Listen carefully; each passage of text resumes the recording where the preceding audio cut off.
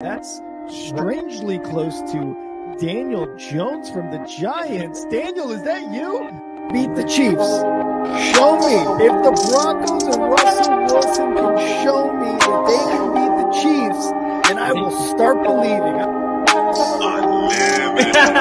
The crowd up. And so are this defense, and Kansas City won't snap the ball again. The Denver Broncos have beaten the Kansas City Chiefs. Dave Montgomery on the Lions, former Bear, gonna make this his revenge game for sure. David Montgomery gets the touchdown that ices the game. No! And there's the flag. There's flags. There's flags. There's flags. There's flags. Snap. Hold. Kick. Denver wins! Denver wins! Let's go! They open. No! What happened? Oh shit. Yo, what's up, everybody? Welcome back to the only football podcast tonight. We're going to be talking about wide receivers. Which one is the most likely to break the single season receiving record? We're also going to talk about which division got chosen for the in-season Hard Knocks. We're going to talk a little bit about Brandon Ayuk, some rookies that signed their deals, and of course, going to end it all off with the Chives with Kyle. Let's get it.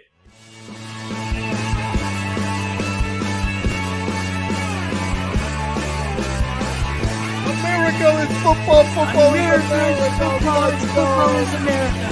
If you don't like it, you can kiss your candy ass. For the moment in time, I don't give a damn. Oh my god! No! You loved it. 30 to 27. No! Chiefs win. Chiefs win 30 to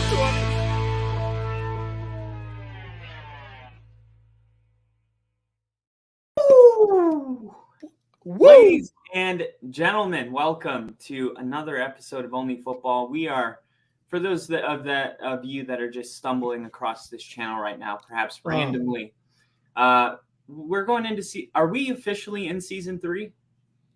No, not yet. Not until the season begins are we officially in season 3 of All right. Well, just like the football players, we ourselves are prepping for season 3. Year 3 is going to be our best season. We're going to hit 1,000 subscribers this year. And it is going to be awesome. But my name's Kyle and that's Rick. I'm Rick, that's Kyle. And kind of a sidebar here, but I started this new job and I forget how taxing having a job is. Like I go to work and then right when I get home from work, I go straight to the gym. And then by the time the gym ends, it's already 7 o'clock. And it's like, okay, my day's over. I got to start prepping for it's like there was no day. And, and then we have days where we podcast, but I'm really happy to be here. And it's important to remember when life is filling up our schedules for us, that this is what we actually want to do. This is what makes us happy. And I'll be damned if this show gets the leftovers. So I'm bringing the energy tonight. I'm bringing the energy. I love it. But I could not relate to you more than that right there. You get home from work, you get some like chores done. And then I'm like, 7:30. Okay, well, that's my day. I'm going to bed. See you guys tomorrow. I don't know if we're getting older now where like 7:30 is like, oh, I got to get my shit together. I got to wash my dishes for tomorrow. I got to pack my lunch. I got to do dinner. I got to do this. I got to pack my lunch. I feel that. I clip my keys because maintenance has a bunch of keys and I worry so much about losing things that I clip them on my belt loop the night before. Nice. Yeah, like that's how prepared I like to be for the next morning because I am not a morning person. I like to just wake up and roll. Like I want my morning to just kind of roll smoothly. I don't want to be scrambling looking for keys, not because of any other reason, but I'm not a morning person. Yeah. Are you a morning guy? No. And one of the biggest things that like really reassured my not a morning person thing was I try to go to the gym in the mornings. And that is probably the worst idea if you are not a morning person. I'm going to let you guys know right now. I would get up at like 5:30. All right. I'd get up at 5:30. I wouldn't have to get work until 8 a.m. I'd wake up at 5:30, get my stuff together, absolutely pissed off. I'd get ready. I'd pack up all my things, my toothpaste, my shampoo, whatever for to shower there, right? After the gym, I'd go, I'd work out, I'd shower, I'd have my coffee already. And then I'd get to work, and I was like, "This has been a miserable 3 hours so far." It has been, and then every day after it was like 5:30, maybe 6 this time, and then it's like 6. We'll get up at 6:15, and then by the time I got up, I was like, "Well, I can't go to the gym." So I'm not a morning person. I pushed it too far. It's Yeah. like right when you leave your house and you left your phone and you're like, we've gone too far, and Yep. you just have to go without it. Yeah. And it's like there's a movie where they do that, and he's like, you can literally just go back. You haven't gone that far. Nah, it's already the end of the day for me at that point. Yeah. No, and the whole point of going to the gym is to like lift heavy things. Yep. And I don't think there's anything I want to do less than push anything heavy in the morning. I just feel like I'd rather just watch the news and drink coffee. Like that's my CBS Sunday morning and a cup of coffee. Like that is my just happy place. It's definitely, and I go to the gym every day, but it's not going to be in the morning. So I'm with you on that. Yeah, 100%. Bill's saying 650 subs. Let's go. Like Kyle said, we're only 350 away from 1,000. And real quick before we get started, because Bill's mentioning it here, YouTube pausing subs. We are trying to work around that. We're going to try to do the best we can to try to work what's going on. I think it's because we haven't really set up like an account for the money. So we need to do that, and we will get back on that. The perks and everything else will be coming back soon, but I just wanted to address that before we get started today. So appreciate the heads up with that too, Bill, on Twitter. Yeah, thanks, Bill. A guy that did work out in the morning, no doubtedly, was Calvin Johnson. This guy is one of just a freak of nature, generational body, size, speed. I think the closest thing to him in the modern NFL would be DK Metcalf. Metcalf is pretty close, but he's still no Calvin Johnson. Calvin Johnson was legendary, and it was a really abrupt retirement when he retired. I think he retired at year 9, and then kind of just disappeared from the scene. You don't see him on ESPN. The first time I saw him after his retirement was, I think, last year when they delivered his gold jacket to his front door. That was the next time we saw Calvin Johnson. But Calvin Johnson did break the record. He holds the record for single season receiving yards, and there's records are meant to be broken. I remember after Manning threw 55 touchdowns in a year, he said, "Hey, Tom Brady did 50, I did 55. The NFL is moving in an offensive way. Someone's going to break it pretty soon." Hasn't happened yet. The same is said for this record that has been set since 2012. Calvin Johnson, a 3-time All-Pro and 6-time Pro Bowl selectee, dominated from day one. His record-breaking 2012 campaign, he nearly eclipsed the 2,000-yard mark. He had 1,964 yards. The record has lasted for over a decade. The eye-popping numbers are just a testament to the work that this guy put in every single day. You see some people that have this type of talent, they have the size and the speed, but something doesn't translate. Calvin Johnson was like everything you want your receiver to be. He was focused. He was in the meetings. He cared deeply about being great. And the NFL now being more offensive, happy. I would have expected this record to be broken at some point. Now, you'd say a whole decade. Mahomes' legendary offense with Andy Reid. The Eagles had a really good offense 2 years ago. A.J. Brown's been really incredible. The Cowboys have more games over 40 points than any other team. So, I'm just surprised that this record hasn't been broken. But we're going to guess who is going to break it this year, or if it'll be broken this year. Go take the floor, Rick. Yeah, and one of the more interesting things is, again, we talked about when he broke this record, 2012. This is back when there were still 16 games. They've added the one game, so just like Kyle said, it's kind of surprising that it hasn't happened yet. Actually, with the addition of that one game. Um, So while it puts it at more risk of it being broken sooner, it still hasn't happened yet. And again, it's been 12 seasons since that historic year from Calvin Johnson. And like Kyle said, we're going to try to at least look at the top receivers and talk about which one we think is going to have the best probability or best chance, at least, to break that. And again, let's look at the record itself, because Jerry Rice, the record he had was back in 1995, 1,848 yards, and it stood for 17 years until, again, Calvin Johnson set the record in 2012, 122 catches in 16 games for 1,964 yards. So again, a ton of yards for a one wide receiver, almost 2,000. They're that close to almost 2,000. One of the ones that come to mind, at least for me at this point right now, is Tyreek Hill. Tyreek Hill has been one of those guys who was very, very close, who was on record as almost breaking it. And Kyle, I'm sure you'll agree about Tyreek Hill. Last year, he was on pace to get almost 2,000 yards receiving. Yeah. And at least for me, he's definitely one of those guys that I'm looking at to be a lot closer. I mean, it also depends on how Tua does and that Mike McDaniel offense.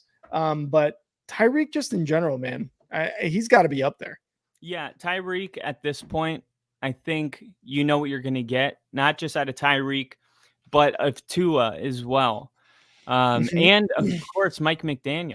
You know, Mike McDaniel is one of those coaches that is just going to have one of the best offenses in the league every year, it feels like. I don't think it's because Tua is so great, but I just think all three of them together just work. Sometimes we get so caught up in, was it Belichick or is it Brady? Sometimes it all just works really well together.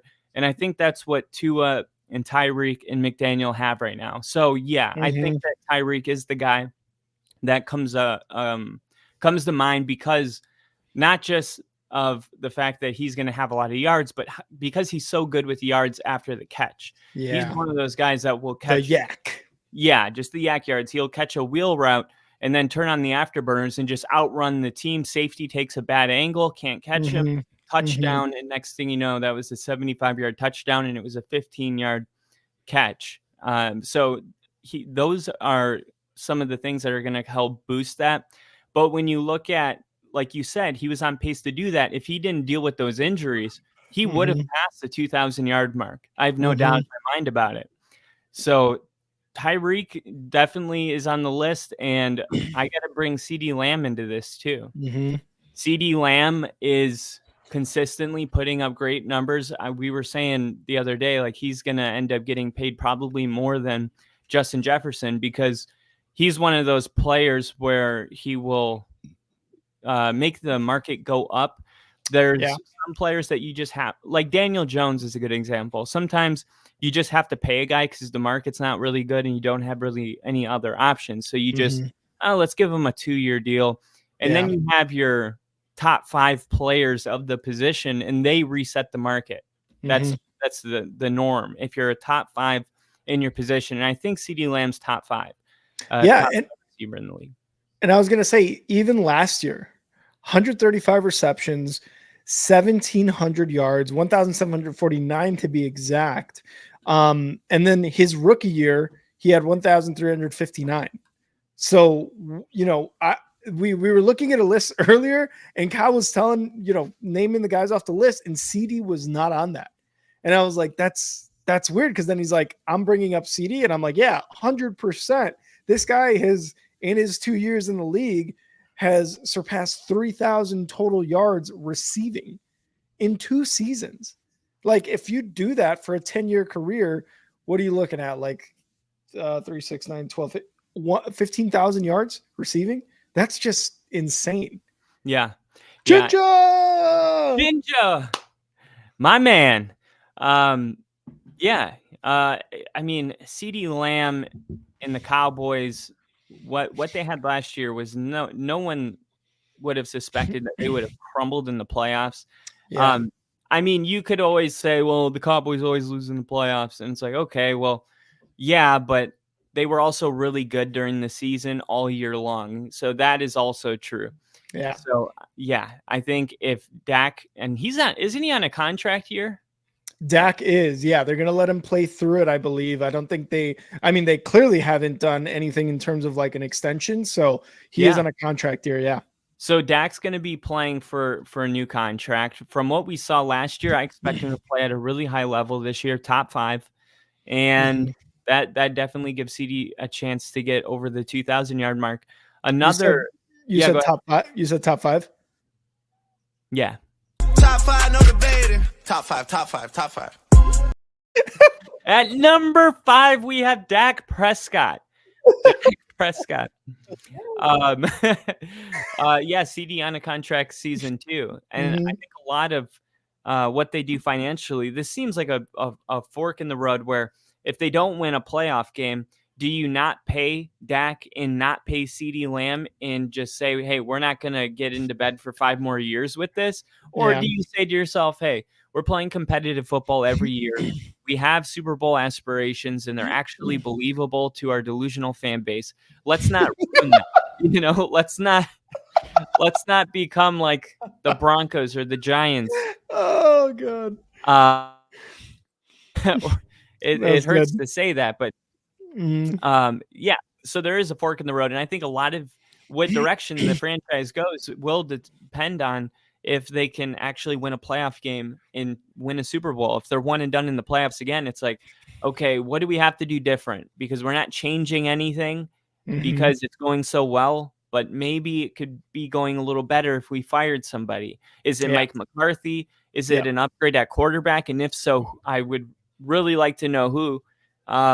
It's a really tough position where the Cowboys are, but I'm not going to feel bad for them. At least you get to win football games and you get to be on prime time all the time. And your team puts on 40-point games. Like we haven't had a 40-point game in like 3 years. You're not going to get any sympathy from me, but I'm with you on that. Another guy that I think has a really good shot is Justin Jefferson. Justin Jefferson, I would have him higher on this list, maybe number 2, but who's throwing him the football? That's a major thing right now because CeeDee has Dak and Tyreek has Tua, and think what you want about Tua, but he's going to get 4,700 passing yards. He's proven that he'll do that consistently, but then you got Justin Jefferson and JJ McCarthy or Sam Darnold.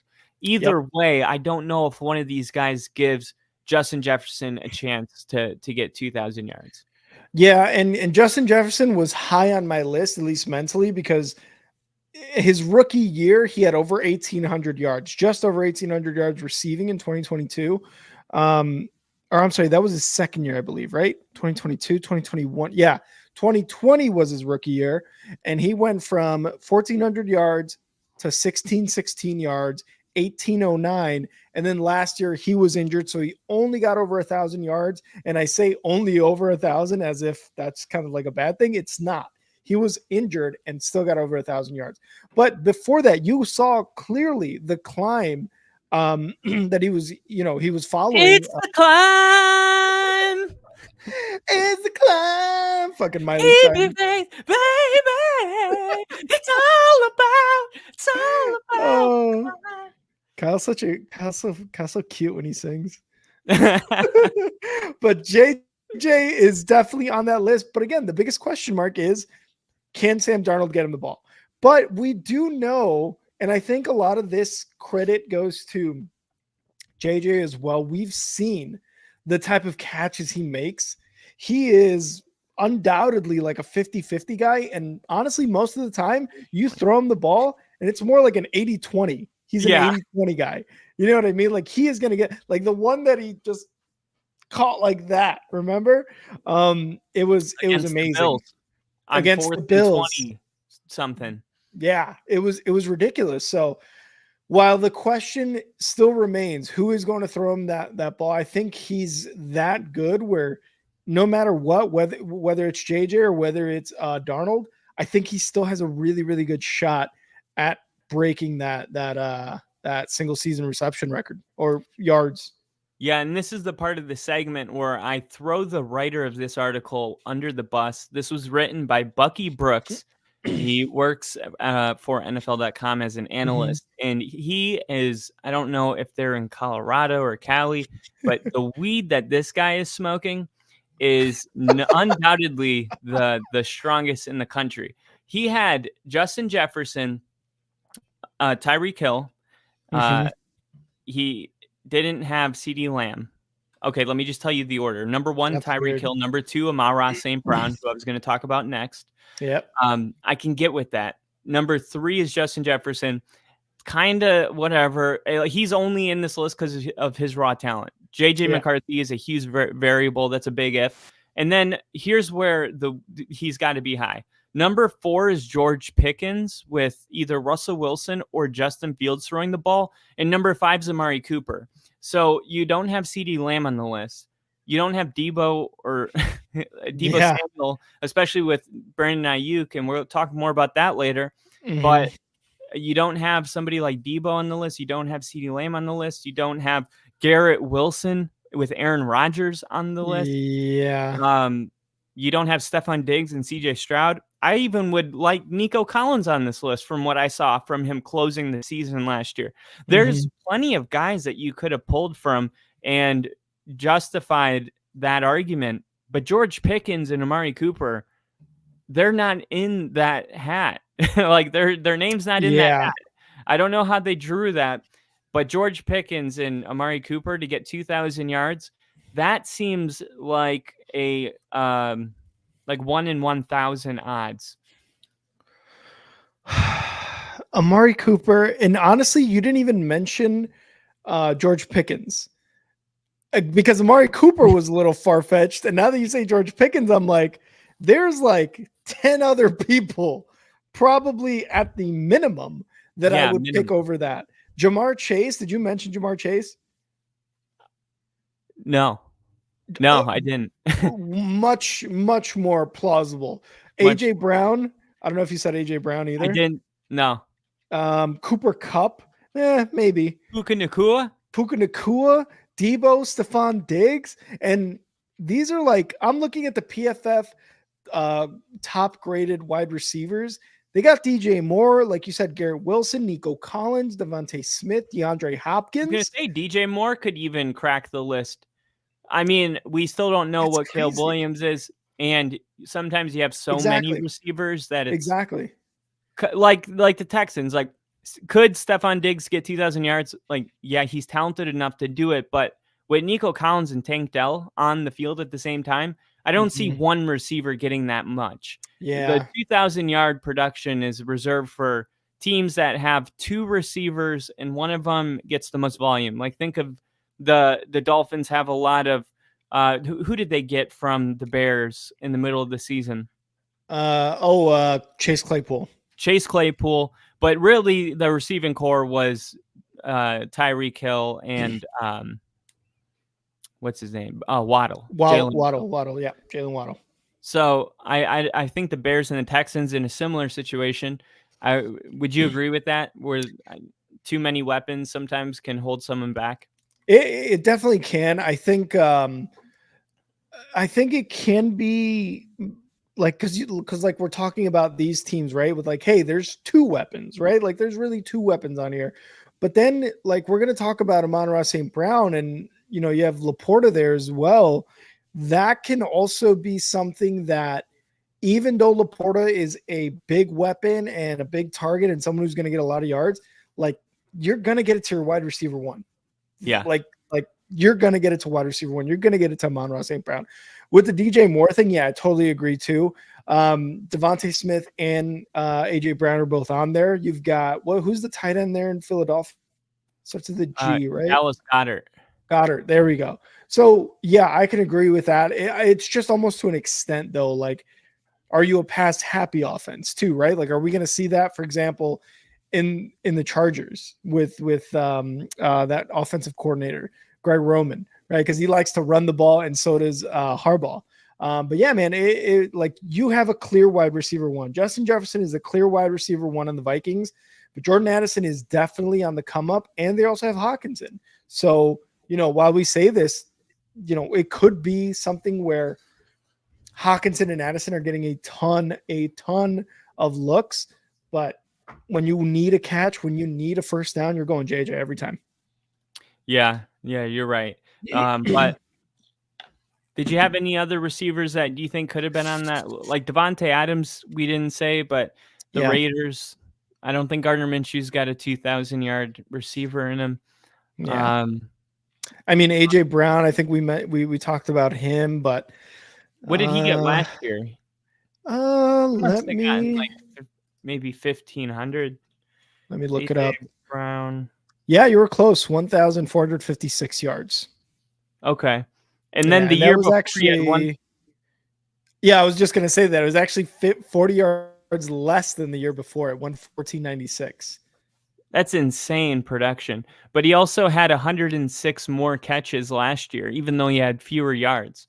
Which shows you a minor change, but a change maybe in the offensive philosophy, losing their offensive coordinator, throwing much more shallow routes to him versus the deep ball, because his receiving yards per catch average last year was 13.7 yards. The year before, when he had less catches and more yards, he was averaging 17 yards per reception.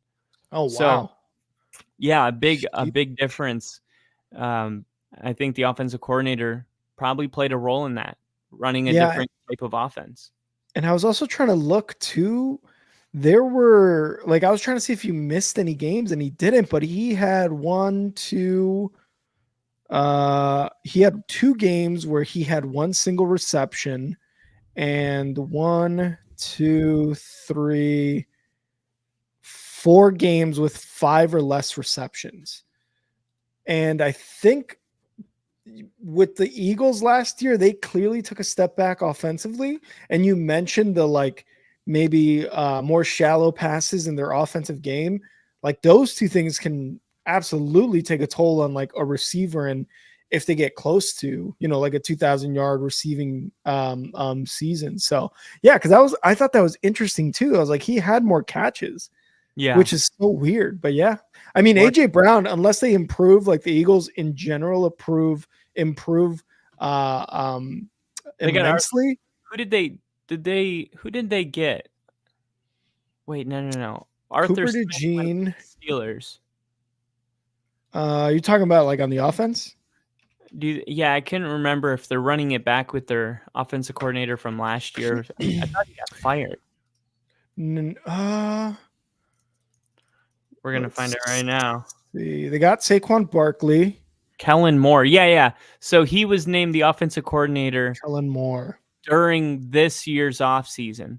And Kellen Moore, what do you make of Kellen Moore?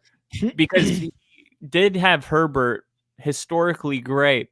He also proved that being a head coach was a little more over.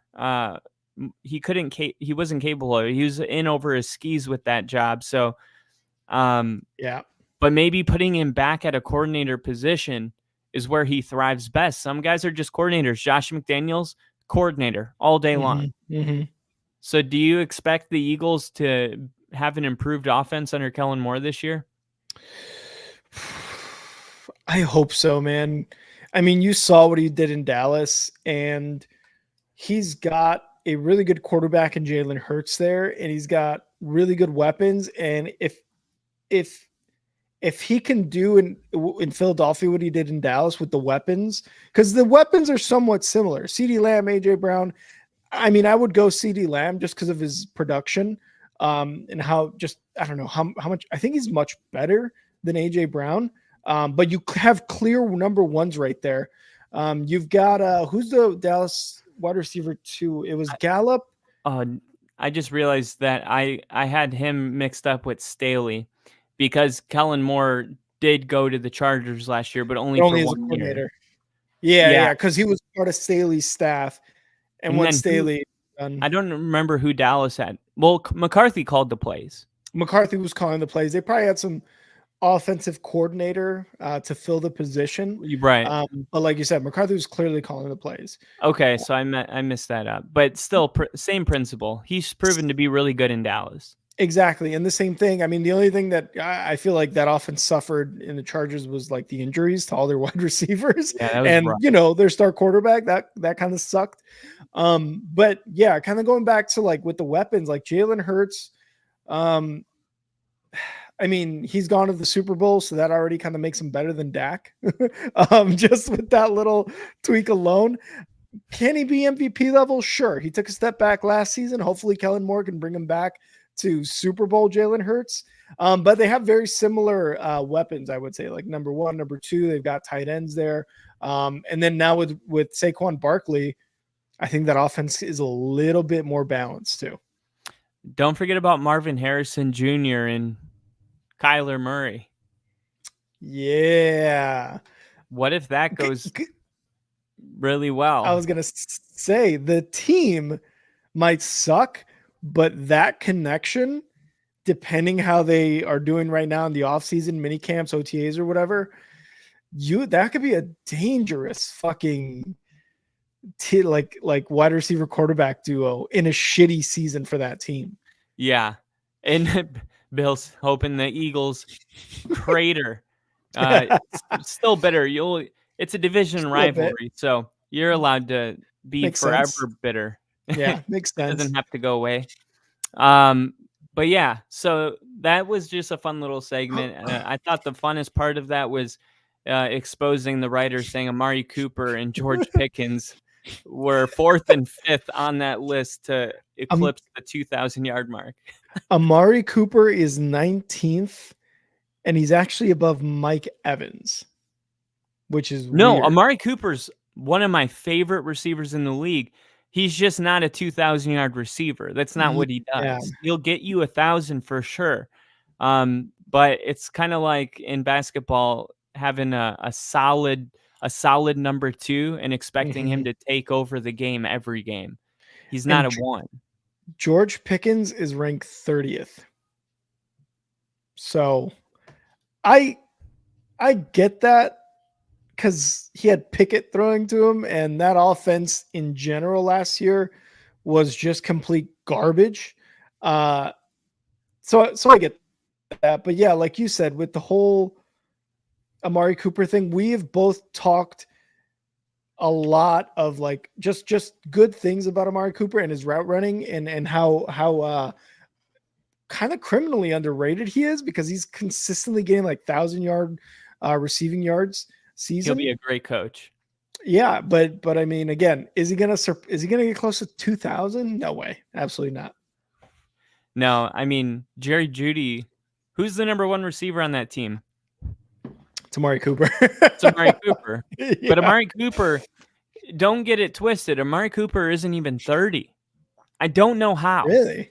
I don't know how. Amari Cooper has been No in the way. league since I was in middle school, and he's not 30. He's my age. He actually turned 30 today. Happy birthday, Amari Cooper. That's why I set it up right there. Happy birthday to Amari Cooper. No, that dude has been in the league since 1999, and he's only 30 years old. I know. Yeah, you got to love when that happens. So, yeah, maybe he has a really good season. Maybe we're wrong. Maybe he does have a historical record-breaking season in him. I would be shocked. They added Jerry Jeudy. That's going to draw a lot of target. And Njoku, I think, might be a top 5 tight end this year. Njoku is a good pickup. But they have to unlock him. I think they did last year. Joe Flacco, though, like somehow it was Joe Flacco who did it. And it's like, is it going to be Jameis Winston this time, or is it going to be Deshaun Watson? Like, who's going to do it? Is Jameis Winston on the Browns? He's on the Browns, yeah. I love him just Isn't that bouncing funny around. as shit? Yeah. Jameis, that's what's so funny about the offseason is week 1 rolls around and you're like, is that Jameis Winston? Why is he wearing a Browns uniform? I He think we're got gonna have traded. to.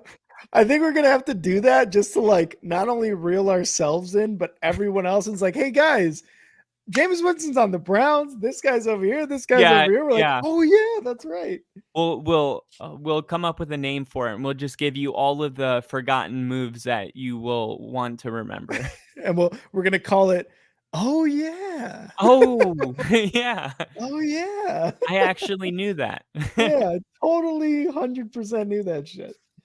But all right, so that is that segment. What was the other one that we were gonna go over? So we were gonna go over the in-season Hard Knocks. Yes. Yeah. The in-season Hard Knocks is going to feature the entire AFC North, and we were just talking about it because I didn't know it was going to be an entire division, and this is new territory for Hard Knocks. They've never done this before. They're going to follow all 4 teams in the AFC North for their annual Hard Knocks in season, aiming to chronicle the inner workings of the rough and tumbleness of the squads, the dirty, nasty AFC division that we know it to be. It's going to be a lot of that. It's going to be awesome. They're going to go from Baltimore to Pittsburgh and you couldn't have picked a better division because if you look at the Dolphins in the division with the Patriots and the division with Buffalo and New York, it's like, how did the Dolphins get in this group? But then you look at some of the other divisions really close. I'm talking about geography. Geographically. Those 4 teams are really close, makes it really convenient to go between them. But I don't know what to make of the 4 teams because I'm wondering, does that mean we're going to get like 4 times as many episodes, or is it just going to be, no, you still get 1 episode, but now it'll be one of those 4 teams and you don't know who it's going to be? I think the way they're going to do it is each episode is going to kind of be spread out on all 4 teams. Because it is a lot, and I'm not entirely sure how many episodes there are on the in-season ones. Because I know the preseason one is, I believe, 5 episodes, and I'm not entirely sure how much are in the in-season one. Either way, I think. Hold on. Debuts on July 2nd. We'll run through. Oh no, wait, that's the off-season one. I think what they're gonna. The New York Giants. What do you mean? It says Hard Knocks season officially begins with the debut of Hard Knocks offseason with the New York Giants on July 2nd, followed by the start of Hard Knocks training camp with the Chicago Bears on August 6th. So it looks like you're going to get the Giants, and then a month and 4 days later, then you will get the start of Hard Knocks training camp with the Bears. That's so weird. Did Bill know that? On top of this in-season series, Hard Knocks previously announced that the New York Giants are the subject of another spin-off where they're being featured in a 5-part offseason. Oh, so it's like a spin-off. Oh, okay. Yeah, so Bill's saying, yeah, Hard Knocks did our offseason. Okay. I didn't know there was a spin-off. Yeah. I had no idea. What's a spin-off? I guess just like off-season moves, off-season additions, subtractions, how things are going. The narrator still going to be talking in that voice? Because if he is, it's not a spinoff. Yeah, Kyle actually makes a very good, solid point there. Anyway, getting back to the in-season one, I do think it's going to be like one episode is going to be all 4 teams, and they're going to follow a certain storyline. And like you said, this is a damn good division to start with. Last year, Stefanski has won Coach of the Year. They've got the Deshaun Watson thing kind of hanging over their head right now. He hasn't really performed up to, what was it, like 240 guaranteed or whatever it was that they gave him. Myles Garrett continues to be a force on the defense. They brought in Jameis Winston. So there's a lot going on with the Browns. Then you look at the Pittsburgh Steelers. They bring in 2 quarterbacks, former Broncos, former Bears quarterbacks, Justin Fields and Russell Wilson, to basically be like, one of you guys is going to be the quarterback, and we'll see how that goes. They get rid of Deontay Johnson, have George Pickens in his second year. They're going through an entire rebrand on the offense. Burrow is coming back from a season-ending injury last year. So he's coming back. They're hoping they can try to get to the playoffs in the Super Bowl. They got rid of Joe Mixon. Who did they bring in? They brought in the guy from the Colts, right? Yeah, they brought in Zach Moss. Zach Moss. They brought in Zach Moss at running back. And then you look at who's the Ravens. The Ravens, AFC Championship game losers. Yeah, they're bringing Derrick Henry. They got rid of Patrick Queen on the defense. There's a lot of shit going on there, and this is all in season. So we got to remember that this is in season. So who knows what exactly will be going on with those teams when they finally start the in-season Hard Knocks. I think, like I said, I think this is going to be one of the more interesting divisions. I think we've talked about the AFC North being one of the more interesting divisions in the NFL this year too. Yeah, and I'm really glad that you went down this road, because this is exactly where I was going to go. We talked about the AFC North being the best division in football. I don't think that there's even a close second. The AFC North is going to be ridiculous. Every single team is a powerhouse. And then you have the Steelers, where for some reason we all just have this feeling that Russell Wilson is meant to be a Steeler. We'll see if that ends up being true. But you look at this division and it's like, okay, they're the best. Yeah, but they're also the most brutal. Like this is what the weather conditions, the play style. It's going to be amazing to watch this kind of footage, because by the time this stuff is aired, what was it, December 9th, I think, something like that. By the time this is actually making its way onto your TV, this division, as far as the standings go, is going to be very, very close. And because of that, we are in for never before seen type of content. If you're a football fan and you love getting like the quarterback documentary on Netflix, getting a behind the scenes type experience with these teams, you're going to get it in a way that you have never gotten it before, because you're getting an entire division, not just an entire division that, of course, they're going to be playing each other. You're going to get the perspective from their locker room, and you're going to have camera crews on both teams while they're playing. This is totally different than just having one team's perspective. You're going to see both, and then you're going to see them play each other in games that actually matter, in games that actually they need to win for playoff seeding purposes. And if Deshaun Watson's playing good ball and that defense is really good, and the Ravens are like, this is just like new territory that we're walking into. We've never seen anything like this ever. Nothing compares to this.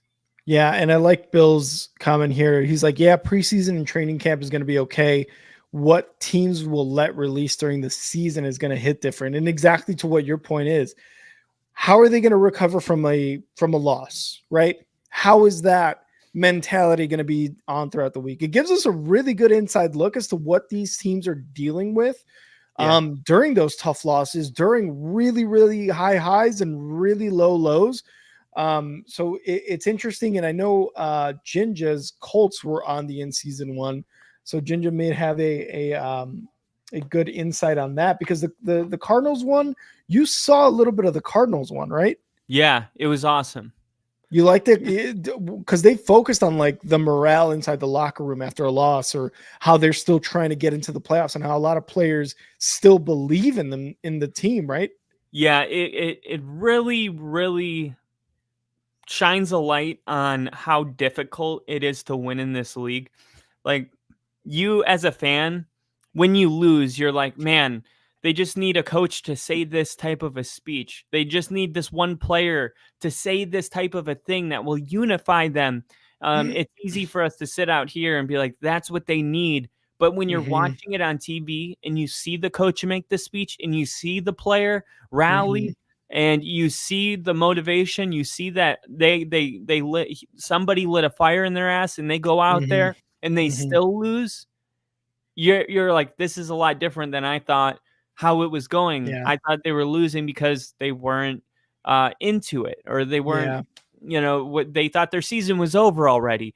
You fill in the blank, but it's not the case. They go out there trying to do everything in their possible effort to win the football game. They bleed, they break bones, they miss story time. They are fully invested and they still fall short. And it's a really sad part of the league where you got guys like Justin Simmons that have never been to a playoff game, that have poured out everything they have into the game. And that is one of the things that I found from the Cardinals Hard Knocks. I never saw that side, because the Cardinals were a team that we were like, let's be real, they're not going to win most of their games. We just didn't feel great about them. And then and this wasn't last year, this was the year before.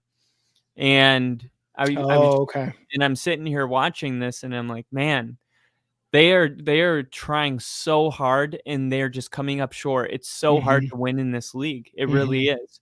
And now you're going to have quarterbacks that are having very important critical seasons, whether it's Lamar Jackson, who needs to win a playoff game, or Joe Burrow, who needs to stay healthy, or Deshaun Watson, who needs to bounce back and show that he is what he used to be. Yep. Or Russell Wilson, who's trying to keep his gold jacket on his body. Like there is storylines all around these teams. They're all exciting to watch. They're all going to be competing against each other. And just like that Arizona moment where they're all both trying, you're going to see both sides. I mean, this is an AFC North rivalry. You're going to see both sides so fired up that you're going to be like, I have no idea who's going to win this game. Dude, I was getting chills when you were talking about that. I was getting chills. Yeah, it's just like when you see let's say the Ravens are playing the Steelers, and you see this behind the scenes footage of the Steelers pregame getting fired up, and they're holding a speaker like the Browns were coming out playing "I'll Whoop Your Head Boy" by 50. I'll whoop your head, boy. I'll whoop your head, boy. I will. I'll whoop your head, boy. Yeah. Okay, you see something like that, and you go, the Browns are winning today. I saw a video, and I just know in my heart. Yeah. Now you're going to see that video, and then you're going to see the other team doing the same thing. And you're going to be like, oh, shit, I don't know what's about to happen. And I love the fact, too, because, like, obviously the two in-season ones that they've done have strictly focused on teams. But you talking about Russell Wilson trying to keep the gold jacket on his body is just like, this one might be a lot more exciting than the last two with just the Cardinals and the Colts. Oh, yeah, it already is. Because, again, all the storylines, and they're all intertwined because they're all in one division. You're going to have Russell Wilson talking about, we got to beat the Ravens. They're a division foe. We have to beat them in order to jump the standings for division record to maybe catapult us into a playoff position. You've got, like you said, Deshaun Watson and Harbaugh. Yeah. Oh my God, dude. It's already exciting. It's not even July yet, but I'm already so fucking excited for like the football season. I'm giddy. Yeah, I am too. It's gonna be awesome. And Joe Burrow, like, knock on wood, hopefully he's healthy. Hopefully all these quarterbacks, I don't want to be robbed of this. This is going to be really special if all are healthy, but that is definitely worth talking. So all four teams in the AFC North will be on the in-season Hard Knocks, including Harbaugh when he plays his brother. That's going to be behind the scene footage. It's going to be absolutely insane. And before we move on, I also want to highlight this comment from Billy saying Netflix is doing receivers this year with Devontae Adams, JJ Kittle, Stebo, and Amon-Ra St. Brown. That one is going to be dope too, because the quarterbacks one that they did was so cool. This with receivers, oh, dude. And they got like so many big names in there. If I had to critique it though, I would see what I liked about quarterbacks was that they hit all the tiers. You had Mahomes, the proven star. You had Kirk Cousins, the really great quarterback that hasn't won the big game. And then you had Marcus Mariota, the guy that is just trying to keep a starting job in the NFL. Yeah. Yeah. And you get to see like That's how true. different their experiences are as that of those 3 tiers. I thought it would have been cool if Netflix would have, and I know you probably can't do this, but if they would have gotten Marvin Harrison Jr. or Malik Neighbors or even Rome Odunze, like a rookie. get a rookie in there, that would have been really cool. But they probably feel like, hey, he's a rookie. Let's just take it easy on the press for his rookie year.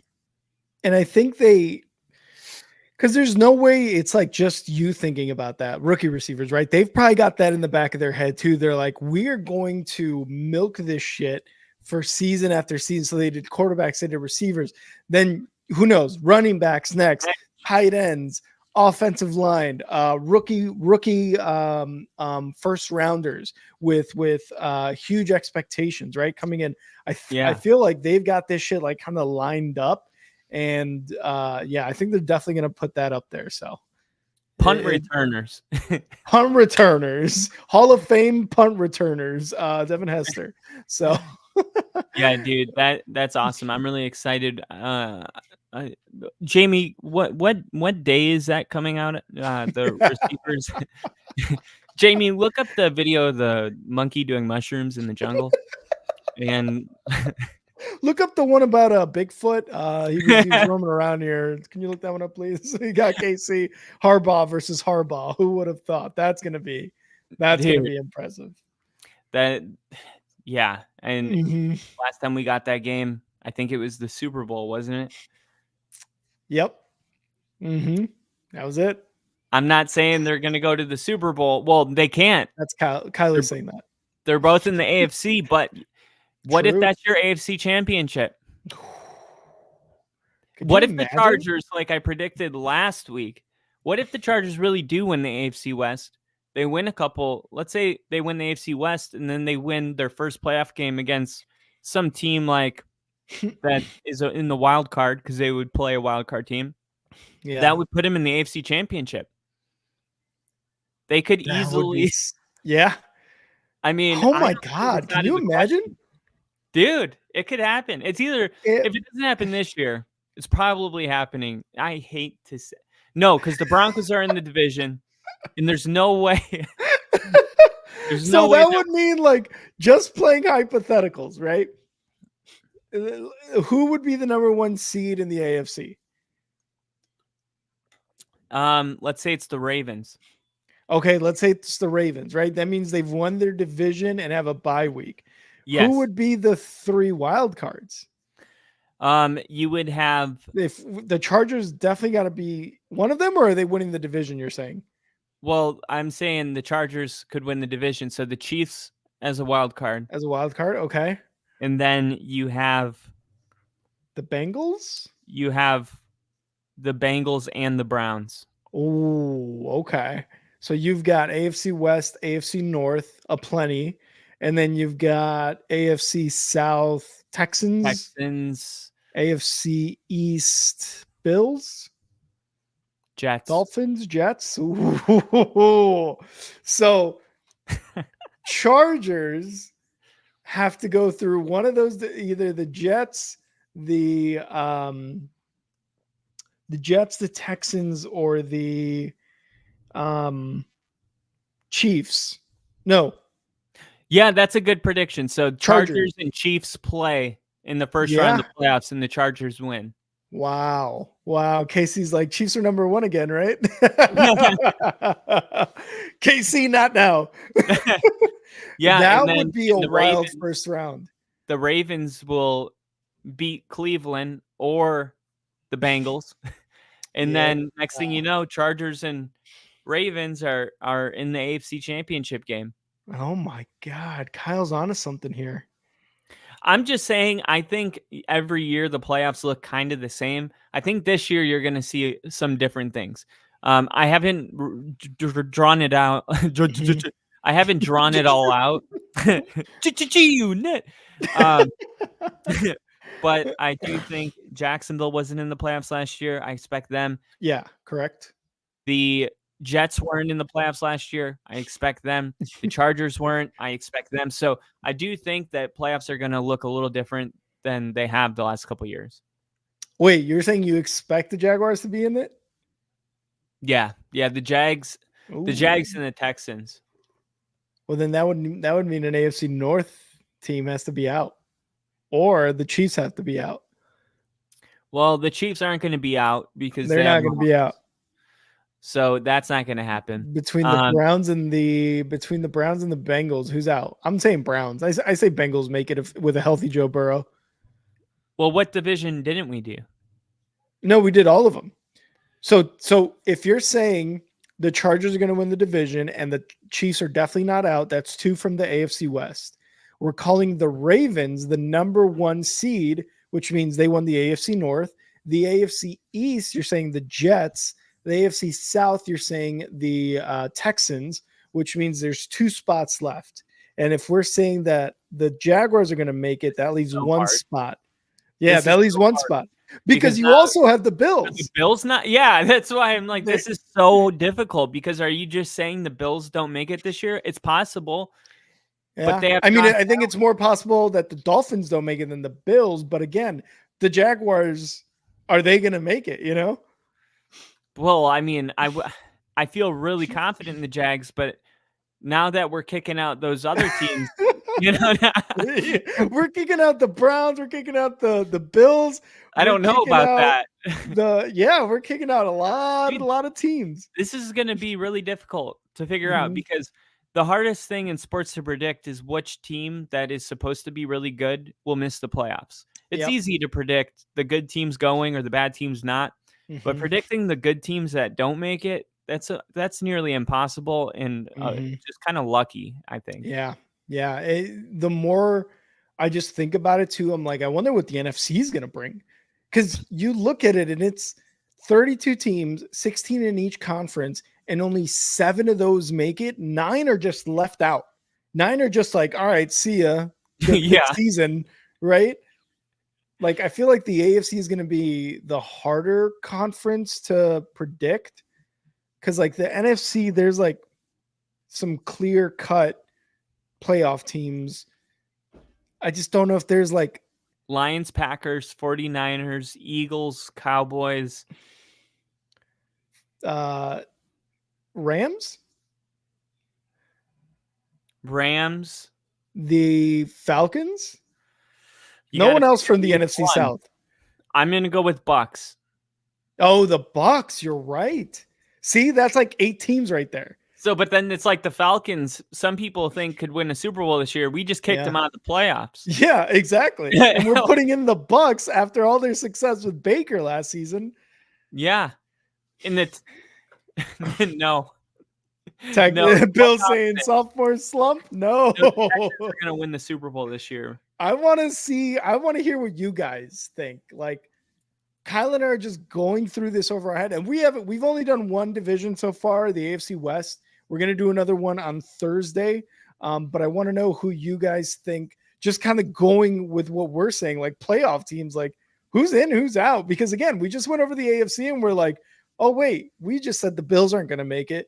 We just said the Jags weren't going to make it. We're saying the Browns aren't going to make it. We're just like, what the fuck? Yeah. No, the Jags don't miss the playoffs. Trevor Lawrence is going to have a good year. That extension too.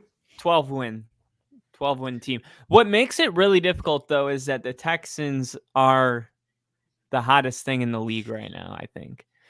They have to have a huge slump to not be in the playoff picture, I think. I think they're better. Wow. Yeah. Kyle's got a hard on for the Texans. No, I just don't see it. Like I know it's hard to predict a slump, but what guys don't have those? The CJ Strouds, Patrick Mahomes was the last guy that had that kind of a breakout. Like, is Jordan Love going to have a sophomore slump? Like, we saw what we saw. You don't go back from that. There's certain type, like, I could understand saying Brock Purdy after his first year with, and then breaking his elbow. I could understand like saying sophomore slump for people maybe that systematically are benefiting and you feel like they're just managers or whatever people want to say about it. But guys that go out and ball out, like we saw Jordan Love and and CJ Stroud, those guys turned a page. They're not going back. You don't think so? No, I mean, do you? I could absolutely see a slump. I don't think that means that their career is completely derailed. I mean, we've seen Hall of Fame quarterbacks have bad years, and they're not even like bad years. They're just not as good as they have been. You know what I mean? So when you think of a slump or a down year, that's what I think it is. A sophomore slump, I think, is much, much more probable to happen. And to be honest, I don't think it's that much of a cause for concern when you kind of look at like how they were their first year versus like, oh, they had a sophomore slump. They might just get better as the years go on. So sophomore slump to me isn't like a career killer. It can be, but most of the time people will say he had a sophomore slump, but the player was injured. Like people exactly. Jalen Hurts had a sophomore slump compared to what he had last year. But he was playing hurt. Like the same thing for Trevor Lawrence, who is playing, I mean, with a ankle sprain, and you could totally tell. Or Joe Burrow starting the season playing hurt, you could totally tell. Like, newsflash, these quarterbacks, when they're hurt, you can tell.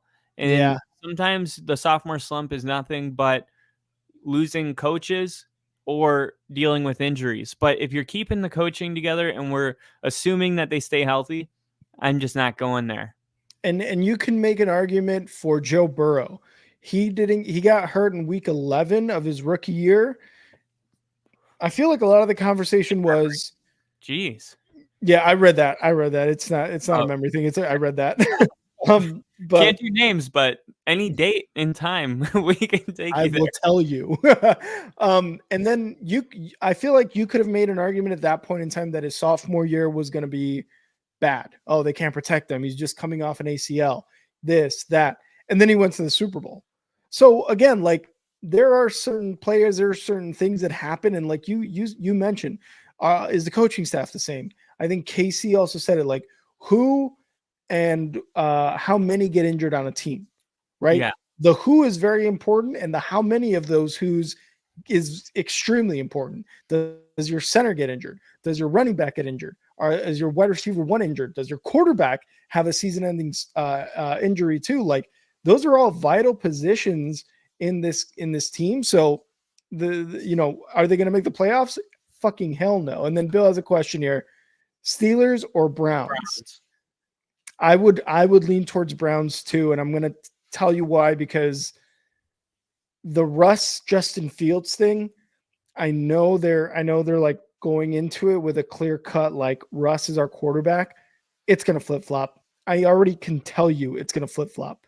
Russ is going to start a few games in. Maybe they're going to try Justin Fields to get a spark. They have a spark for 2 games. Justin Fields begins to not be as good as those couple games where he had that spark.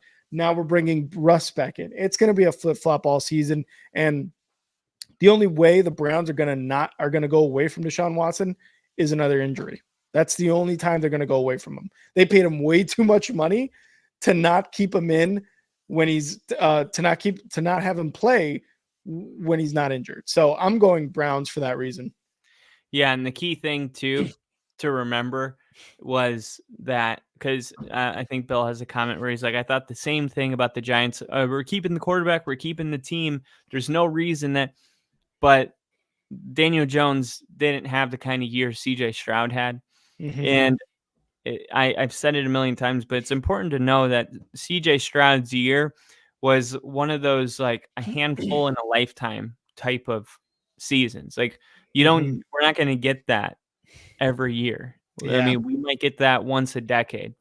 So I just think if you are predicting a slump, I don't know if that's the right direction. I would probably go some other places with it, but it's not just keeping the team together and not being injured. It's also like what you showed on the football field last year. And he showed that he probably ends up in the Hall of Fame. Like, I'm not overreacting. Oh, shit. Oh, shit. Kyle's already calling it. Put the gold jacket on Stroud. That's my boy. He went and played the Cleveland Browns as a rookie and led his dudes and just balled out.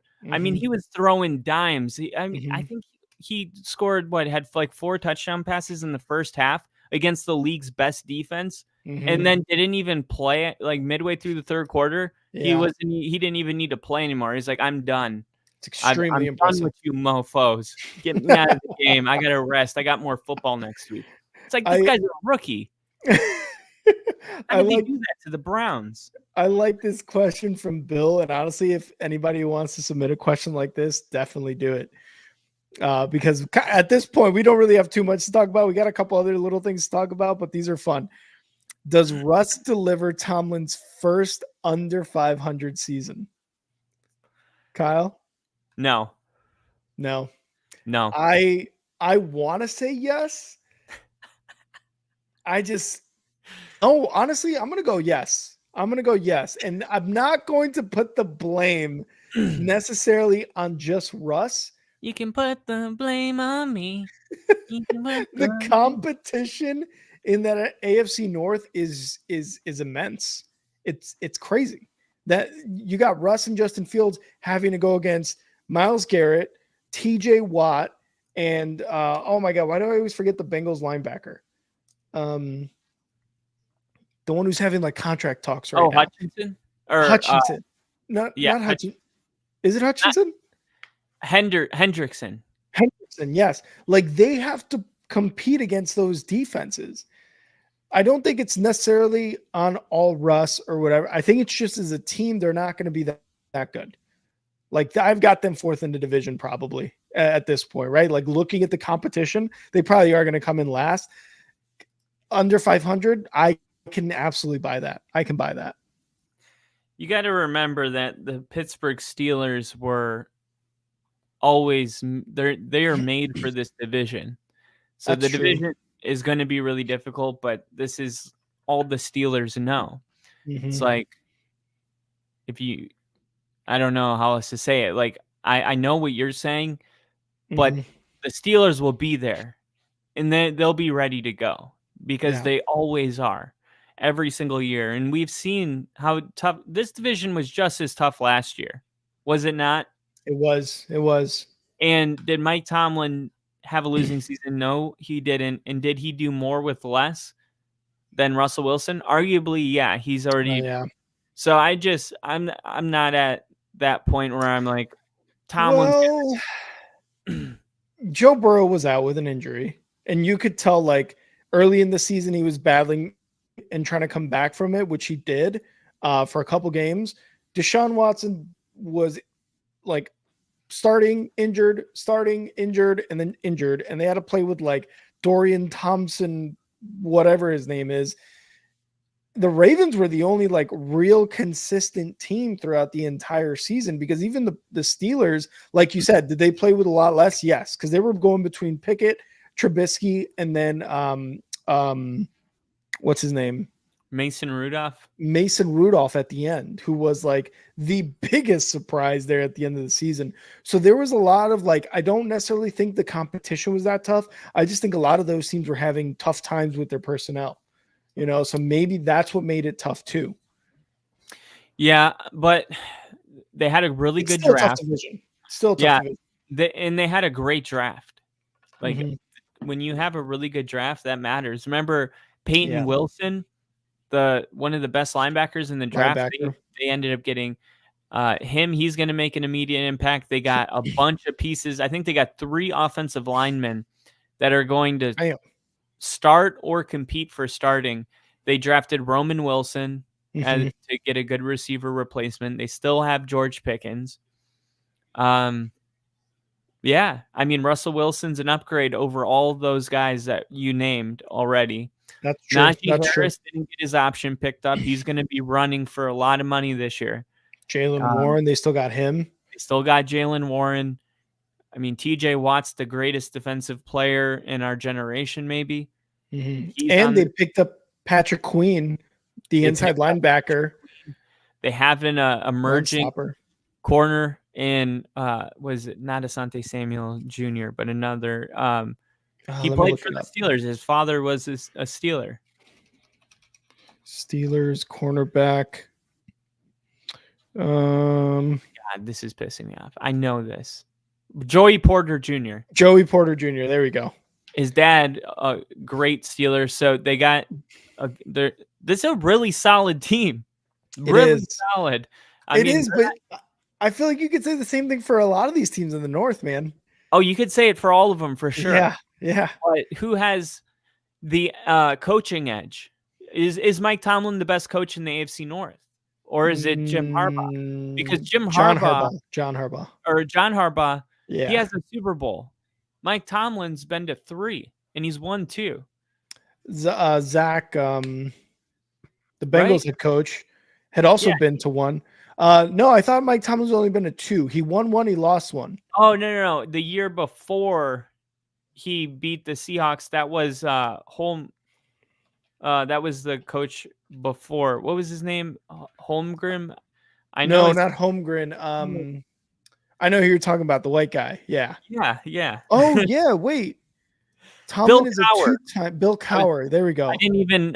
For you guys, I didn't even look it up. I was typing the question and I just thought of it. So Bill Cowher. 2 Super Bowl appearances. Yeah, the Packers in 2010 and then the Cardinals in 2009. Did he go to the Super Bowl back-to-back years? No. So with the Steelers Super Bowl, what is that? 33 victory or whatever, Tomlin became the youngest head coach to appear in and win a Super Bowl. Just 2 seasons later, he led them to another Super Bowl appearance. Okay, so when they played the Seahawks in 2005, yeah, was Mike Tomlin the head coach, or was no? That was Bill Cowher, like you said. Okay, and then 5 years later, no, it would have been 3 seasons later. It was 2008, right? Steelers versus Cardinals, and then like you said, 2 years after that, it was Steelers versus Packers. Yeah. I mean, Mike Tomlin and John Harbaugh are both going to be in the Hall of Fame, but you could make an argument that the division is between those two. I mean, Cleveland, though, they have the coach of the year. This is not an easy question to answer. That's true. I mean, who's the most shaky head coach in this division? Maybe is it the guy that took his team to the Super Bowl in his first year in Joe Burrow's second season. Yeah, like who is it? Is that the weakest link? Because damn, and you could say a lot too about him, because you can point to what he didn't do when Joe Burrow was out, but I mean that would happen to any team with their star quarterback being out for the season. It happened to the Patriots with Tom Brady. Yep. It's happened to the Packers without Aaron Rodgers. It's happened to the Colts. Yeah. It's happened to a ton of teams. So honestly, he probably is the shakiest. And like you said, he's been to a Super Bowl already and he almost won it. Yeah. I mean, yeah, that's why it's kind of like guessing but I wouldn't say he's going to have a losing season. I think that's a little too far. It's a 1-game difference. That's the thing that gets me. It's like, it's there. I think he gets 9 wins. Yeah, because it's like he's either a 9-win head coach plus or an 8-win or less. And it's like Russ just really clicks in the system. That also might be a thing, man. I mean, we see Tomlin. Tomlin can be a very like tough love guy. I've seen like clips of him where players are running onto the sideline and he's like, "Hey man, it's about the fucking team. All right. It's about the team, blah, blah, blah, blah, blah. All right. All love. Good job." And I think it's a little bit different what Russ is going to experience with Mike Tomlin than Sean Payton. Let's be real, right? Like Sean Payton, again, we talked about it last episode. He got into the Denver Broncos building and was like, "Hold on, Russ does what? Nah, bro, we ain't doing this shit." I come from the Bill Cowher tree. Yeah, exactly. Like we ain't doing that shit. Or Tomlin Bill Parcells. And Tomlin might establish that day one, and he probably has already established that day one, because it's not a thing he has to go in and fix and deal with. It is a thing that Russ comes into, and Tomlin's like, "Hey man, this is how we do things. This is our training. This is our days, blah, blah, blah." All good? Cool. Yeah. You don't really have, you know what I mean? Like I've been here for over a decade. I have run this team to 0 losing seasons. Welcome to my culture. This is how we're going to do it. So it's Well, real quick, it could be that. And think about this. Russ has been kind of the laughing stock of the league, and he's been outcasted. This is through his perspective, right? He's been outcasted from the Denver Broncos, and the Steelers, Mike Tomlin was the one that wanted him. Yeah. It doesn't mean that much to be wanted when you're Peyton Manning. I mean, well, hold on. When Peyton Manning injured his neck and he went around, he went to the Titans.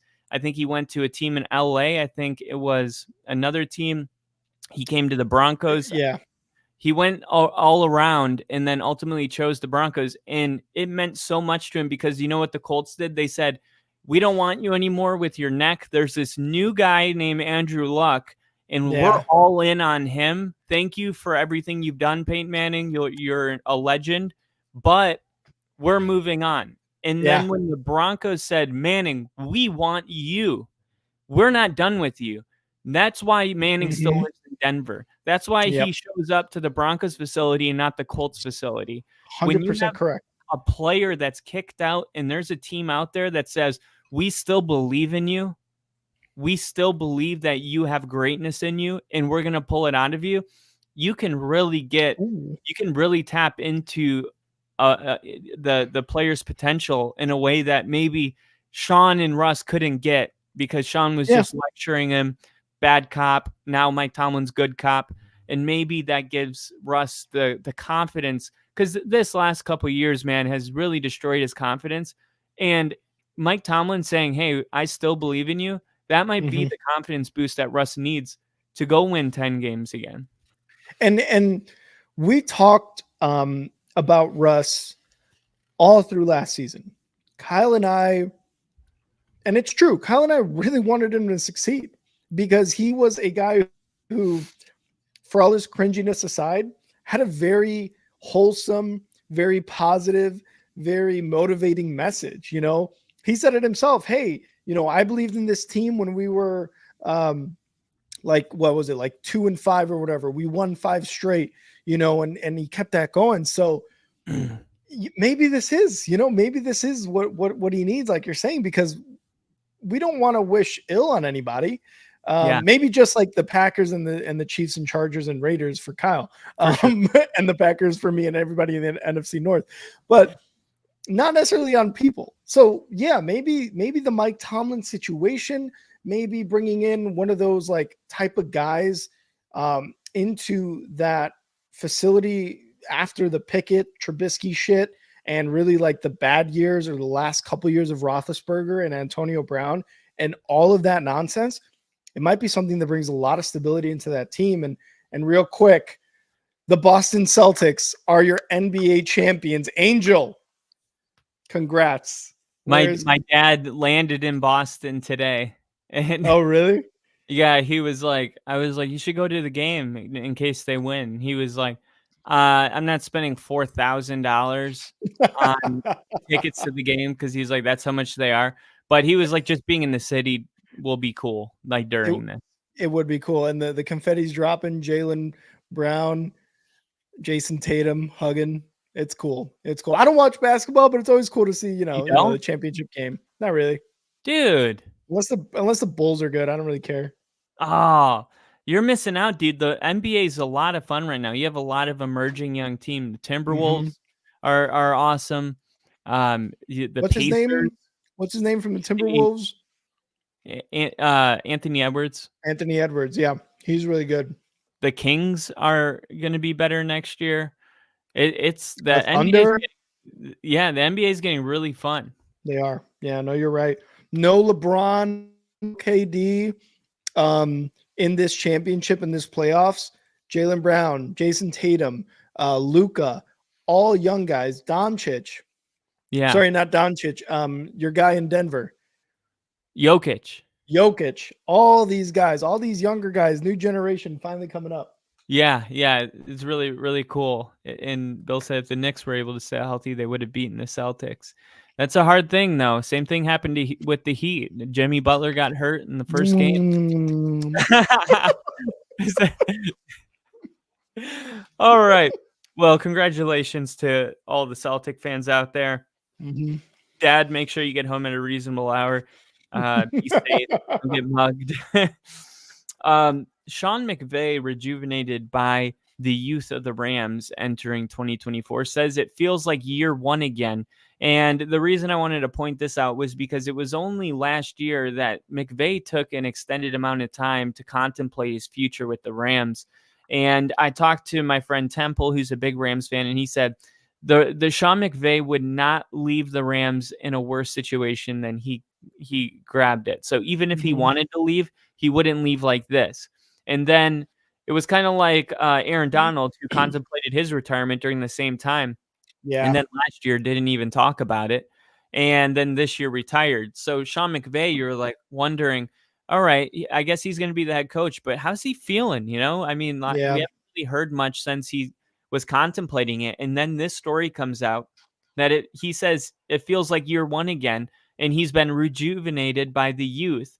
He said, you know what's cool being around this group, and especially even last year, it feels like year one again. That's what he said today, and he said, I really mean that. McVay's experience has been, I would call him one of the best offensive minds in the NFL, easily, right there with Kyle Shanahan and maybe Mike McDaniel, but McVay's on another level because he's won a Super Bowl. He's daddy over Kyle Shanahan. Daddy. He is daddy. He's daddy. It's easy to forget, but I expect the Rams to be pretty good this year. He said there's a lot of cool things that have gone on with people that I'm around, the coaches, but having that little guy too is a real easy reason to keep appropriate perspective and make sure you're being the man and model and what it looks like every day. This is Sean McVay talking about the journey, especially the challenging year in 2022 that he had. Is it realistic that the Rams could go to the Super Bowl this year in Matthew Stafford's, maybe John Elway final 2 years? Oh, man. Honestly, if it was not, what's that? They had a great draft. Jared Verse, Brendan Fisk. And if it wasn't for the emergence of Kyren Williams and Puka Nacua last season, I would say no right now. With those guys and a healthy Stafford, I mean, even with like a 75 to 80% Stafford, they have a good shot, man. I don't think they should necessarily be left off a playoff prediction. But the defense is going to be one thing that is going to hold them back. I think the defense, like you said, they brought in Jared Verse, arguably one of the top defensive ends in the draft. They need to improve that defense. That defense is crucial. You don't have Aaron Donald anymore, who had a 10-year career and was one of the top defensive tackles probably of all time. He's going to go down as one of the best defense tackles of all time. He's going to get a gold jacket. He has had that type of career. But the defense is, I think, what's holding them back. Like the offense, I don't really have any issues with, unless Stafford, gets any sort of injury and is out for any, long period of time. The offense, I don't see any problem with. Could they win the Super Bowl? I don't know, man. The 49ers got something to say about that. Even the Detroit Lions will have something to say about that. The Cowboys and even the Eagles might have something to say about that too, right? Like going through those teams is going to be tough, and you can't win on just offense. That's what the Dallas Cowboys tried to do against the Packers, and they could not do it. Well, the PFF, who I'm prescribed to for you guys, put out an article, the most improved defensive lines in the NFL after the 2024 NFL draft, and the Rams and the Dolphins were the favorites on this list. So the Rams got Jared Verse, Brendan Fisk, then they drafted edge Brendan Jackson and Tyler Davis. The Rams added 2 contributing players to their defensive front last year in Kobe Turner and Byron Young, but they were once again looking to prioritize that this year, especially with Aaron Donald, as you mentioned, retiring. They made a heavy investment in the defensive trenches, bringing in Jared Verse in the first round, arguably the best edge rusher in the draft. Then they traded up for Verse's college teammate Brendan Fisk in the second round, 2 immediate impact players. And then on day 3, they went back into the defensive line with Washington State's edge rusher Brendan Jackson and Clemson's defensive tackle Tyler Davis. So looking at their defense right now, it looks pretty good. You're going to have Verse lined up, then Fisk right next to him, then Brown, then Turner, then Young. So I know you're worried about the defense, but I think this defense is going to be one of the young, exciting, good defenses in the league. I would say they have the upside to be a top 10 defense. And I think it would be really a lot of youth flying around. Like the Packers defense, they just kept drafting young players. They were the youngest team in the league. And then you just had eventually you looked around and you were the Detroit Lions and you had all these talented players because you drafted well. This is one of those drafts that builds a team like the Lions have right now, I think. And a lot of improvement up front on the defensive line for them. And I'm looking at like their secondary, Coble Durant, Darian Kendrick, Trey Tomlinson at cornerbacks, safeties, Quentin Lake, Russ Yeast, Jason Taylor the second. Not really names that kind of jump off the page, but Williams, the corner, he had a 79.5 PFF grade, 13th out of 127 corners. Wait, who was it? Number 24, Williams. They don't have him on here. What's his full name? Oh, hold on. Looking at the Rams. Yeah, here, let me show you. Because I'm looking at their unofficial depth chart. So this is what the article shows. So it's like Jared Verse, Fisk. It says cornerback, and then it says Williams. Right. Who's the one on the other side? White. But it's weird because when I click on it, I think it showed Kyron Williams is number 23. Okay, so yeah, this is a different Williams, number 24. But apparently he had a really good season last year. I wonder why they don't have him on the depth chart then. Yeah, I don't understand. That's weird. Either. Well, what I was gonna say is if those improvements, on the defensive line, the defensive front, like they make that big of an impact, you are gonna know these cornerbacks and safeties names because we've talked about it a lot during our time here on the Only Football Podcast. The Bears were a pretty damn good example of this. When your front seven are rushing the quarterback and are getting to him, causing pressures, sacks, they're going to make mistakes. They're going to throw it earlier or later than they want to or are used to. And that's when your secondary, Eddie Jackson, the other guy, our cornerback at the time in 2018, all these guys had a shit ton of interceptions, pick sixes. Linebackers had pick sixes. They just make that second level of your defense that much better when you are pressuring the quarterback and getting sacks and making him make mistakes. So if the Rams can do that, put a lot of pressure on the quarterback, which is huge in this league, that's secondary. You're going to get to know them really, really well, really, really quick. It was Darius Williams. That is the corner that had one of the 13 out of 97. So yeah, this could be a really youthful defense that if they do play, let's say they're even top 12. All right, top 10's a little crazy, but let's say they get up to like a top 12 defense. Now you look at the offense.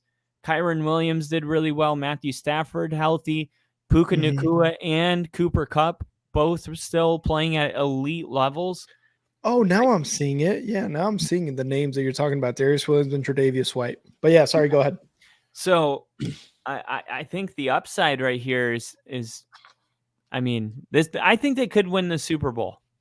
Wow. Like, I'm not predicting it. I'm just saying if I had to pick the teams that are absolutely capable of it, the Rams have to be on that list, I think. Because first off, Sean McVay and Matthew Stafford have already won one, and it felt like they didn't really get rolling until the end of last season. And now they have a whole off season with these guys. Puka Nacua knows he's the man. They had a great defensive draft. This could be one of those. I mean, the fact that they went toe-to-toe with the Lions, who could have beaten the 49ers and gone to the Super Bowl, and they just kind of started getting it together. Cam Akers ended up leaving in the middle of the season. Like, that whole season was just Stafford injured, not injured, who's running. By the time they got their identity, it was December, late November. So it just seems like with this whole offseason, the Rams could be one of those teams, especially if McVay feels like it's year one. That's the type of youthful energy that got them to the Super Bowl, was him running down the sidelines when they would score a touchdown, 50 yards. And he had a pull me back guy or whatever. A push me back guy. Hold me back. Hold me back. Yeah. But so the Rams, definitely an exciting time to be a Rams fan. There is one last thing I wanted to ask you about. Jamal Williams supports Alvin Kamara seeking a contract. He says he's behind him 100%. Jamal Williams supported Alvin Kamara as his backup in the backfield, and on Monday, he supported his running back who's departed last week's mandatory minicamp early amid negotiations in search for a new contract. And he was already one of the highest paid running backs in the NFL, but then CMC gets his new deal, and you saw how Justin Jefferson's deal made Tyreek Hill feel. Now you're seeing how CMC's deal is making Alvin Kamara feel. And this is what he said. Me personally, just as a man, I respect everybody as the man that they are, and the decisions they make as a man, Williams said Monday in an interview on The Insiders. So whatever they do, it's up to them. Me, at all times, I support them in whatever they do. So it says like, oh, he supports him getting a new deal. He's like, hey, whatever my teammate wants, that's what I want for him. It's not that what do you call like jealousy or no. It's not that what do you call something when you have like an idea that's groundbreaking? Not an epiphany, but it's like an innovative idea, or it's not something new, right? I know what you're saying. Yeah, like it's not like an epiphany. Kind of. Yeah. It's not like I'm just saying he's not saying anything crazy here that we haven't heard before. This is just a teammate being a good teammate. But since we're not on this team, we're going to talk about if Alvin Kamara deserves to be paid new money, because you could make an argument that, look, the Saints haven't been that great the last couple of years, but the one good thing that they have is Alvin Kamara. And if you've had him in fantasy football, you know that he hasn't had the same production the last couple years that he had that earned him that contract in the first place. It almost felt like when you looked at the top paid running backs, we're at a point now where you see Alvin Kamara number 3 or something, and you go, man, he really shafted them getting all that money and the production not really being there. Or you go, no, he's still that dude. They just need to put some weapons around him. And I'm curious to think, or to know what you think, if Alvin Kamara deserves a new contract or to be paid like Christian McCaffrey. I think I know the answer, but let me just pull up Christian McCaffrey's stuff up here too, because I want to ask you, I want to ask you, if I told you that Alvin Kamara has never had a 1,000-yard rushing season, would you believe me? I would call you a bold-faced liar. He has not had one season in which he has rushed over 1,000 yards since 2017. That's because he receives for like 800. Exactly. Because if you have him in a PPR league, he is running back number 1. He is wide receiver number 1. He is your guy. Just like Kyle said, like, his production has dipped, but he still gets a shit ton of receptions. He still gets pretty damn close rushing yards and touchdowns. I mean, his best years were 2018 and 2020, where he had double-digit touchdowns, 14 and 16 rushing. He's never had double-digit receiving touchdowns, which is a little like meh, whatever kind of type of thing. But if we're being real, does he deserve CMC money? Wait, he's never No. had double-digit touchdowns? Double-digit receiving touchdowns. Oh, okay. He has had I'm like, didn't he have double-digit 5 in rushing one game touchdowns. last year? He had double-digit receiving touchdowns in 2018 and 2020. Has never had over 1,000 yards rushing. Has never had over 1,000 yards receiving. Christian McCaffrey has had 3 seasons, of over 1,000 yards rushing, 1 season of over 1,000 yards receiving. Does he deserve CMC money? Absolutely not. Alvin Kamara doesn't. He doesn't. I don't believe he does. Yeah, and this is what the agent is on the phone saying. He's saying, "Look, I know what you guys are saying about my guy, but at the end of the day, he was the engine of the New Orleans Saints' 9th ranked scoring offense last year. Yeah. He led the team with 180 carries. He placed second in catches behind Chris Olave with 75. If Derek Carr was ever in trouble, he dumped the ball off to Alvin Kamara." And that's the type of conversation happening on the other side of that phone. And do they have a point? Now, I think if they don't pay him, I don't think anyone else is going to. We've learned it doesn't matter who you are. Like but is Alvin Kamara one of those guys that, like, if the Chiefs got him, it would be like, oh shit. The Chiefs got him, if the Chiefs get anybody, it's like, oh shit. Or the Chargers. I think you make a very, very good point about the conversation going on with the agent versus, the general manager owner, because this isn't a who are you paying more right now if both of these guys were free agent. It's not that type of question. The question is, should the Saints pay him? And if they don't, what's their other option? Right? This guy, like you said, is one of the best running backs in the league. Just because he doesn't have the same stats as a guy who's gotten paid a shit ton more, or has gotten paid just a shit ton in general, when you put them beside each other, put those stats beside each other, then yes, the clear answer is no. Don't give the guy with less yards, less touchdowns, more money. But in relation to where the Saints are at, what other choice do you have? He is still a dynamic running back. And one of the reasons, like you said, that they have had a top 10 offense, and just relative to what the Saints are dealing with now, you have to pay him some sort of money. Again, CMC money? No. Around running back? What's that? Can you build a team around a running back? Nope. It's the quarterback all day. Is Derek Carr not good enough to win a Super Bowl or take his team to the playoffs? Are we just done with Derek Carr? Oh, yeah. I'm done with Derek Carr.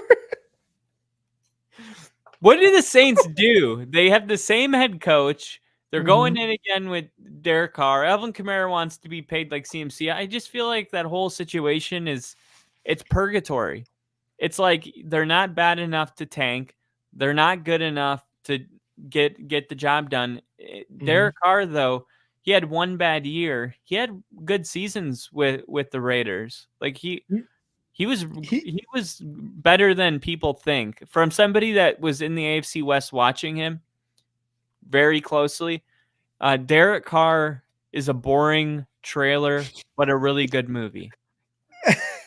He's like one of the most mid movies, though. He's like, yeah, but you don't regret watching it when it's over. You're like, oh, that was pretty good. I don't know, because that last season with the was Saints not bad. Last year was like one like, year. I don't know, man. It's like when they got Derek Carr to the Saints, I was like, I am all in. They brought in Chris Olave. They've got some weapons there on offense. They had Alvin Kamara. I was like, maybe this really is the missing piece. Maybe they just need an average quarterback to get them farther into the season, into the postseason. Derek Carr was not it last season, and that's just the plain facts. And even Bill's like, it's Rattler season. Spencer Rattler coming in. Oh, Oh no. So I don't know, man. I don't think there's better football ahead for Derek Carr.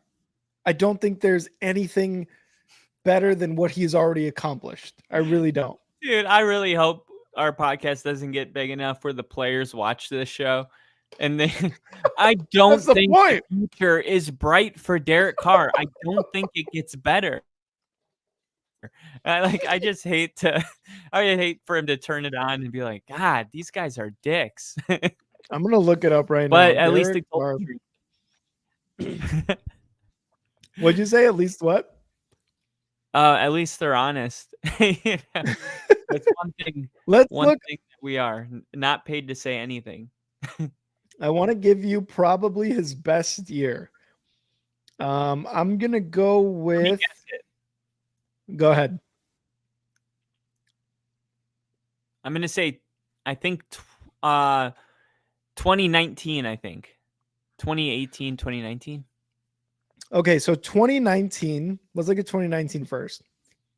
Over 4,000 yards passing, 21 touchdowns, 8 interceptions.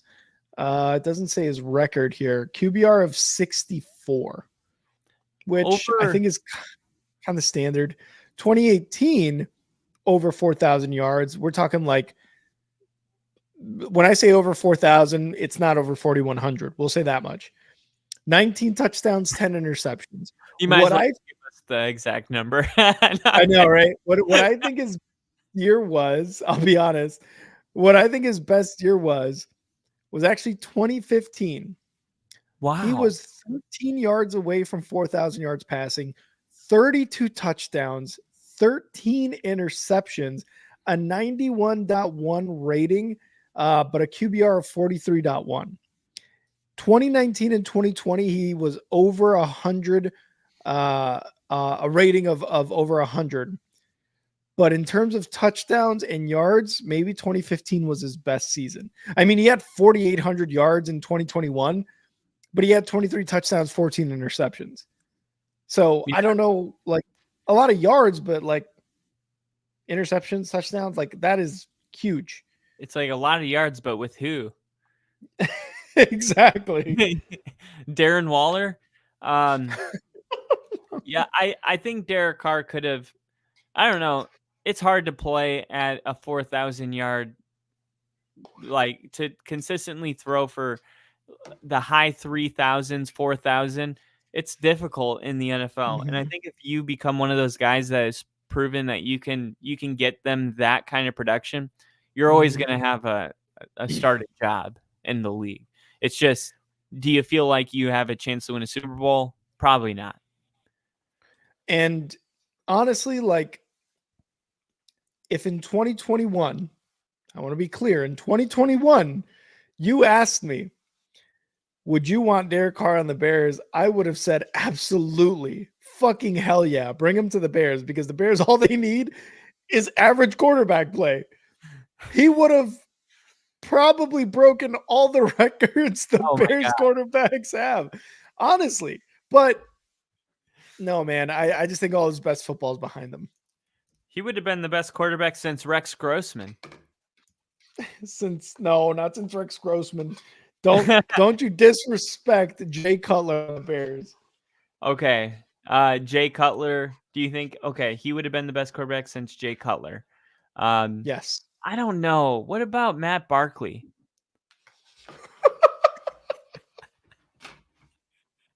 I don't know. What about Jared Stidham? Let's go, bitch. Let's go. I don't know. It's definitely between Josh McCown or Jason Campbell. What the fuck would it be between? Why are those the only options? No. Oh my god. We know that it's definitely Rex Grossman or Brian Greasy or Kyle Orton. Those are the. We should have made Kyle Orton our quarterback. God damn I'm it. surprised Every day. Jimmy Clausen never worked out. Who? Jimmy Clausen, who was backing up Jay Cutler in 2015. You're surprised by that? Are you? Are you really? Well, wasn't Jimmy Clausen drafted? Didn't he go to Notre Dame, if I'm not mistaken? Jimmy Clausen went to Notre Dame, and who's the draft guy? Who's the draft guy with the glasses and the slick back hair? He's old as fuck now. Mel Kiper? Mel Kiper said, and this was after Jimmy Clausen was drafted, he said, if Jimmy Clausen doesn't work out as a top NFL quarterback in 5 years, I'm going to quit my job. Guess what happened?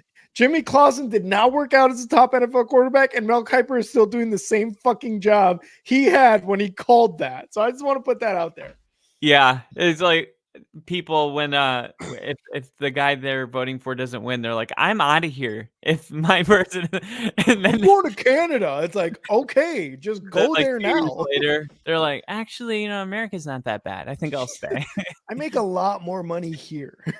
Yeah, I think Bill Maher had a whole segment on that. He's like, it's pretty good here. Even the shit we put up with, it's still better than most places. And travel give you perspective. I do have to agree. I do. And Kyle and I are very well-traveled individuals. Kyle, I think it's time for the motherfucking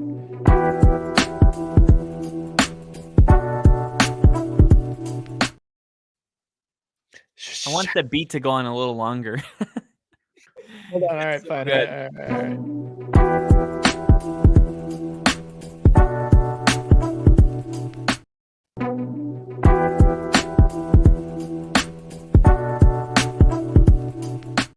That was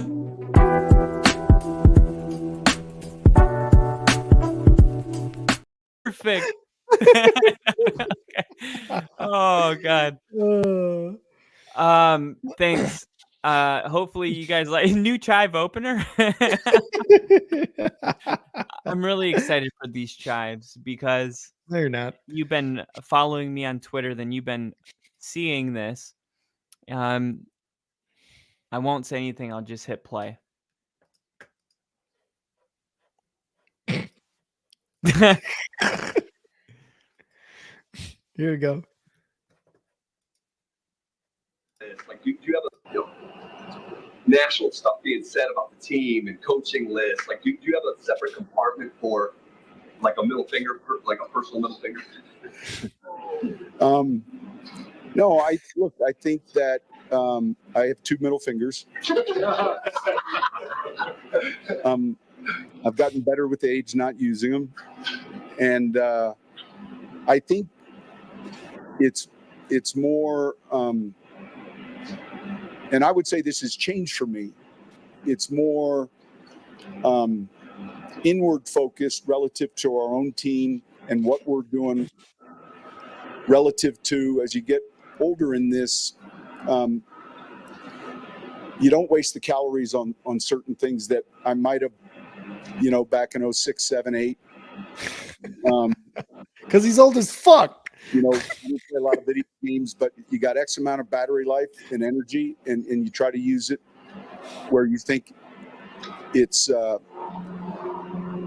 best going to help the team, and so you learn over time to not spend as much on the things you can't control, or certainly lists, or I mean, if that concerned me, we wouldn't have drafted Bo Nix, where we selected him.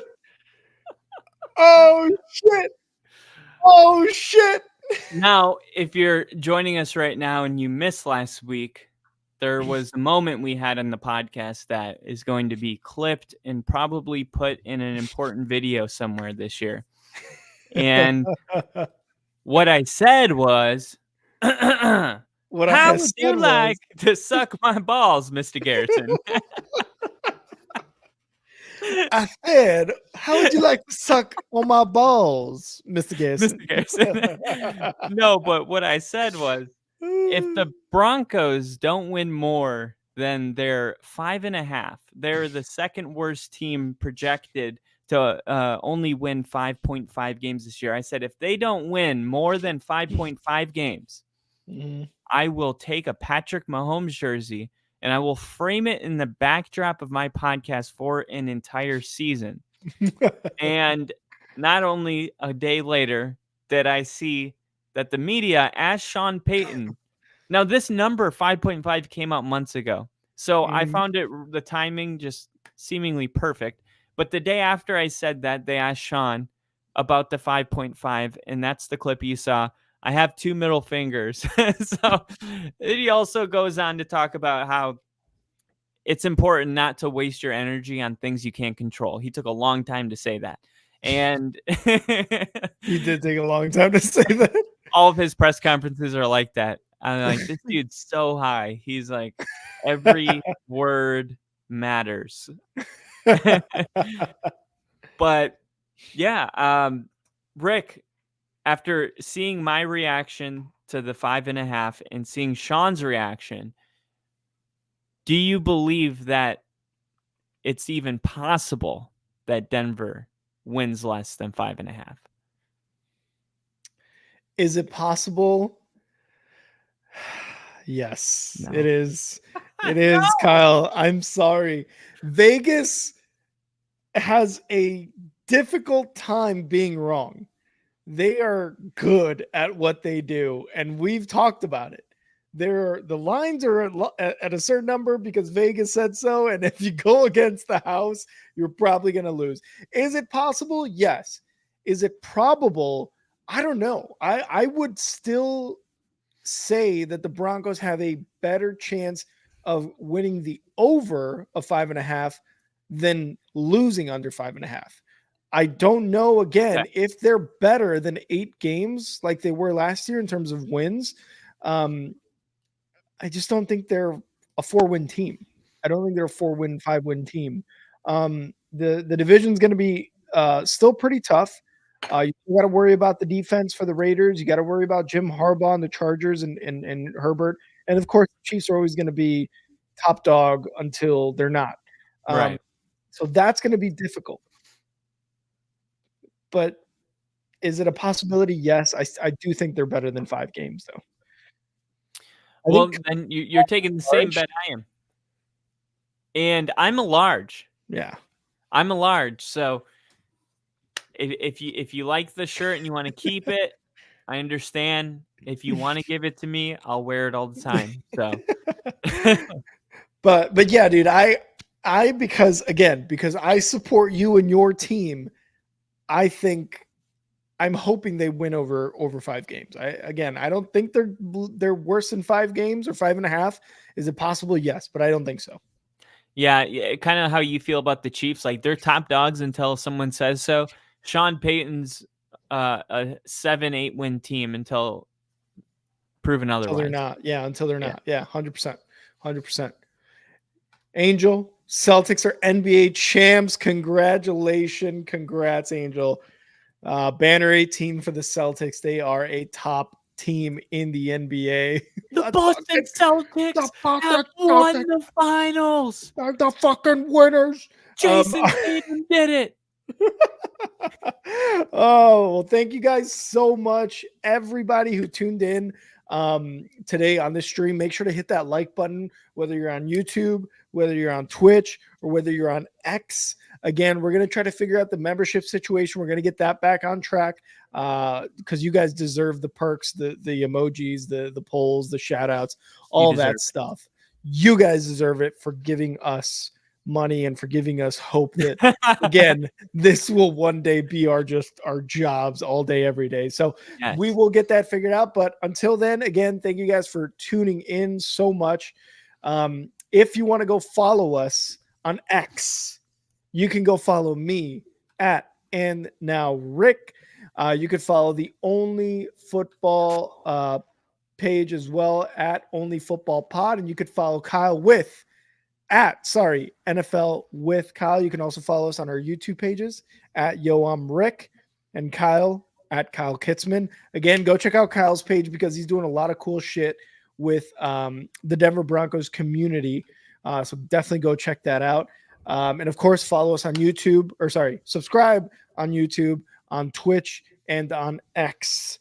We're almost to 1,000 subscribers on YouTube. Get us there. We're 350 away. Wait, you didn't even let me say my own name. And all right, fine, go ahead. And you Top guys, five, no debating. Top five, top five, top five.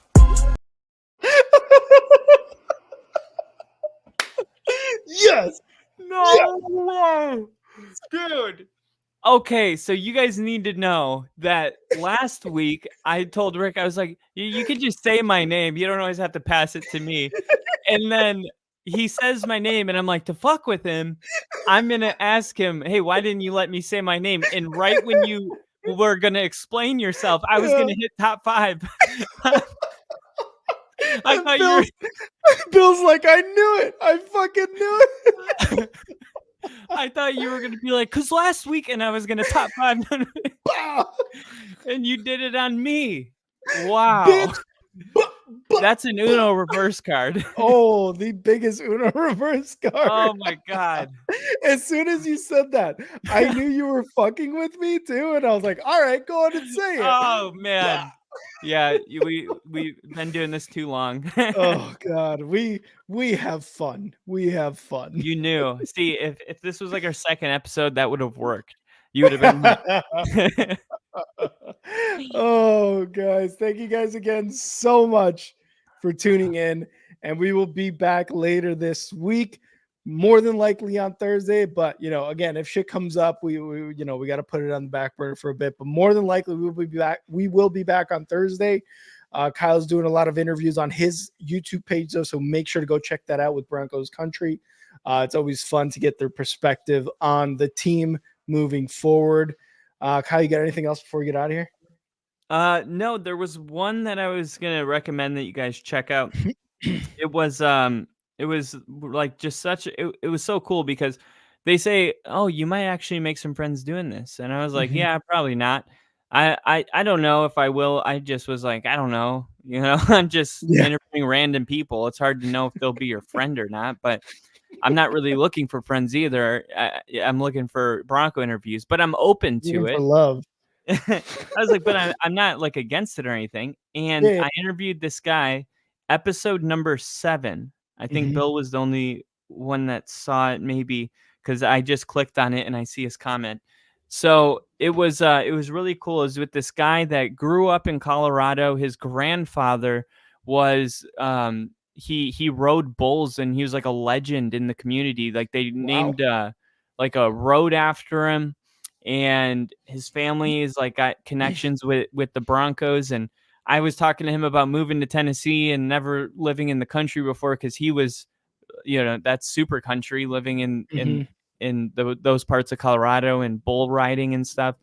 And then I ended up showing him my first pair of boots that my brother bought, because we went to a concert and it was buy one get one. So he bought me a pair of boots that I wore that one night. Nice.